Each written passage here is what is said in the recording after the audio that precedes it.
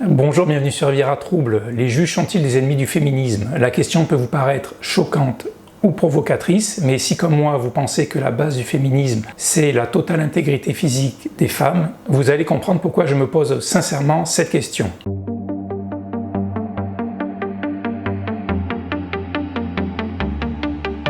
Dans un premier temps, nous allons voir qu'en France, la durée d'emprisonnement des criminels dépend entièrement de la volonté des juges. Je reviens sur l'affaire qui a eu lieu à Nantes il y a quelques semaines. Une jeune fille de 15 ans a été violée et tuée. On a arrêté le coupable, c'est un homme de 46 ans qui avait été condamné à 18 ans de prison en 2005 pour 9 viols et qui est sorti en 2016. Donc il n'a fait que 11 ans de prison au lieu des 18 prévus. Je ne mentionne pas cette affaire pour faire du sensationnalisme, mais parce qu'elle illustre très bien le problème de la récidive et le rôle des juges dans ces cas de récidive. Si cet individu avait fait tout son temps, il serait sorti en 2023 et cette jeune fille de 15 ans serait toujours vivante. C'est un argument tellement simple que certains vont penser qu'ils sont sur une vidéo populiste, d'extrême droite ou que sais-je encore. Non, absolument pas. Moi, je m'en fous complètement des partis politiques. Ce qui m'importe dans l'affaire, c'est cette jeune fille de 15 ans qui est morte. Donc on a un homme condamné à 18 ans de prison qui n'en fait que 11. C'est le système des remises de peine qui rend cela possible.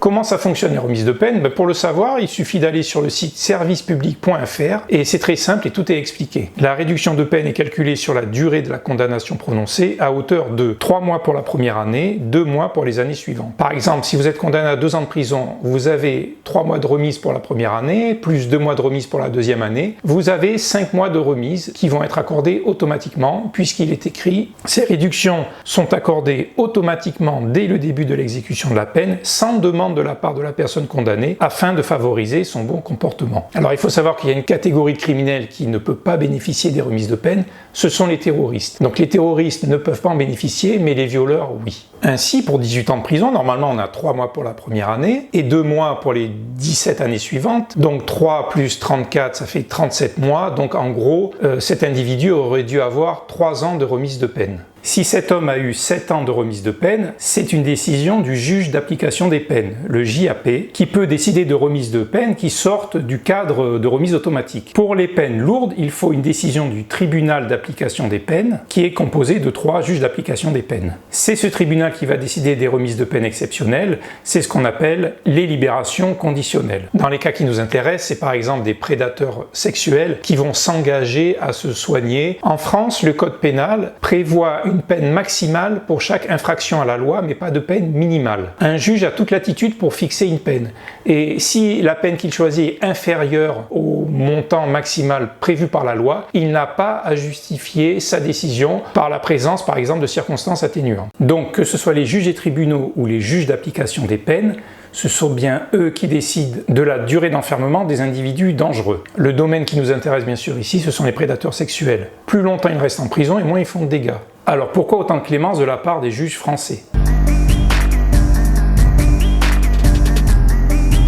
Premièrement, il n'y a pas de place dans les prisons, tout simplement. Il y a actuellement 65 000 personnes qui sont détenues pour 60 000 places, et encore, il y a eu beaucoup de libérations à cause du Covid-19, mais en début d'année 2020, il y avait 70 000 personnes enfermées en prison. Alors pourquoi on ne construit pas plus de prisons ? Déjà, d'un point de vue matériel, c'est pas si facile de construire une prison. Il faut trouver plusieurs hectares de libre proche d'une ville ou dans une ville, parce qu'il faut que les familles puissent visiter les détenus, il faut penser au personnel pénitentiaire, à tous les acteurs sociaux qu'il y a dans une prison, comme les assistantes sociales ou les formateurs, et ces gens ils doivent pouvoir se rendre à leur travail tous les jours. Donc il y a un problème d'espace, d'autant plus que certains maires ne veulent pas de prison dans leur ville et ils vont pas délivrer le permis de construire. Si on n'a pas plus de prison, c'est aussi un choix de société. Si vraiment on le voulait, on pourrait doubler, tripler le nombre de prisons en France, mais alors on se retrouverait avec des centaines de milliers de personnes derrière les barreaux. C'est une chose qu'on ne supporterait pas en France, puisqu'on utilise le rapport nombre de personnes en prison par rapport au nombre d'habitants pour juger le degré de civilisation de notre pays. Sur ce domaine, on aime bien se comparer avec les États-Unis, parce que les États-Unis, par exemple, en 2016, ils avaient 666 détenus pour 100 000 habitants, alors qu'en France, on n'en avait que 103 détenus pour 100 000 habitants. Alors on pourrait juger du degré de civilisation d'une société et d'un pays par le nombre nombre d'agressions sexuelles qu'il y a pour 100 000 habitants. Bon, mais ça, c'est pas encore prévu. Et puis, si on se retrouvait avec des centaines de milliers de criminels ou de délinquants sexuels en prison, ça nous forcerait à nous interroger sur notre société, notre rapport avec la violence, notre rapport avec la sexualité, la vraie place que l'on accorde aux femmes dans notre société. Et ça, on ne le veut pas. Donc, on préfère éviter le débat avec des bracelets électroniques, des détentions à domicile, des remises de peine, des peines courtes. Comme ça, on émiette ce problème dans le temps et l'espace et ça nous permet de ne pas le regarder en face.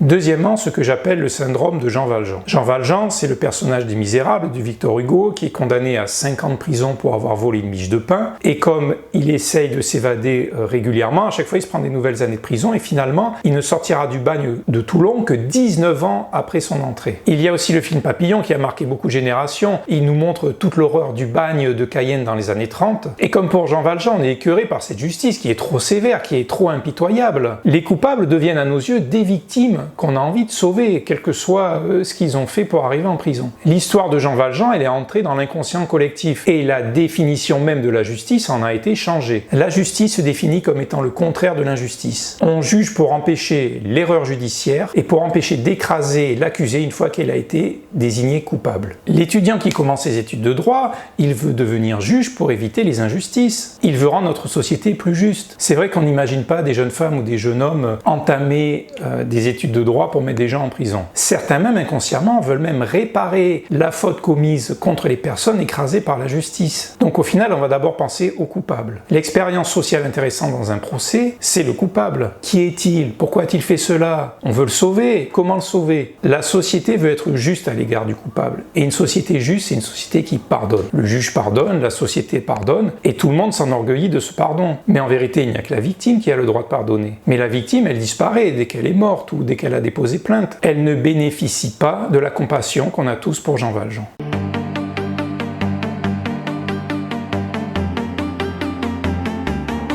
La troisième raison de la clémence des juges, c'est qu'ils sont garants de l'indépendance de la justice. Un juge doit être totalement libre dans l'exercice de ses fonctions et il ne doit pas se laisser influencer par l'émotion que suscite un crime. Je vous parlais de Jean Valjean et du film Papillon. Ici, on est dans le même registre avec, dans les films de western, toutes ces scènes de lynchage et c'est le héros qui empêche le lynchage pour que l'accusé soit jugé. Ces scènes de lynchage au cinéma provoquent des émotions très fortes en nous et on s'identifie au héros qui s'oppose au lyncheur. Il y a de très fortes pressions sur les juges face aux actes criminels, face aux agressions sexuelles que subissent les femmes. On leur demande d'être plus sévères avec les criminels. Cette pression est exercée par les médias et par les partis politiques, et notamment les partis politiques de droite et d'extrême droite. Mais même des partis de gauche, quand un fait divers suscite vraiment une très forte émotion dans tout le pays. Pour forcer les juges à prononcer des peines d'emprisonnement, la droite, en 2007, vote la loi sur les peines planchers, qui fixait automatiquement des peines minimales pour les récidivistes. Cette loi accordait des dérogations aux juges qui pouvaient en fait ne pas l'appliquer à partir du moment où ils motivaient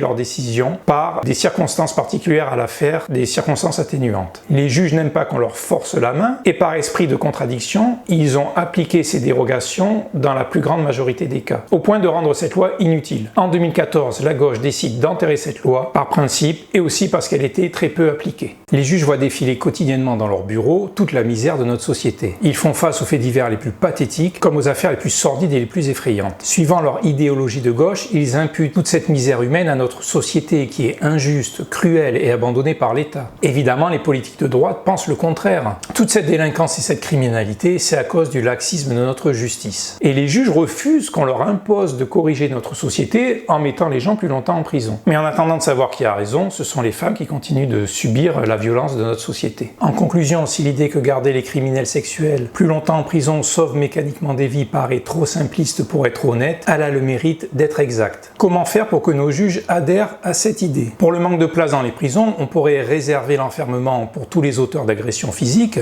et appliquer le bracelet électronique et la détention à domicile pour tous les autres délits. Concernant ce que j'appelle le syndrome de Jean Valjean, un juge doit faire la différence entre un voleur et un violeur. Si le premier doit bénéficier de la compréhension et de la clémence de notre justice, le deuxième ne devrait jamais y avoir droit. Et si les juges se sentent un rempart contre une société populiste, ce sont les féministes qui sont réputées à gauche, ou en tout cas qu'on ne soupçonne pas pas d'être d'extrême droite qui doivent porter le débat sur les durcissements des peines. Ce débat doit être dépolitisé, sinon il ne se fera jamais. Il restera un argumentaire électoral pour la droite. Et ce sont les femmes qui continueront à en payer le prix. Voilà, cette vidéo est terminée, j'espère qu'elle vous a plu, je vous remercie de la partager. Si vous l'avez aimée, merci de la liker, merci de vous abonner à la chaîne pour que je fasse d'autres vidéos. N'hésitez surtout pas à la commenter. Je vous dis à très bientôt à tous et à toutes. Au revoir, salut!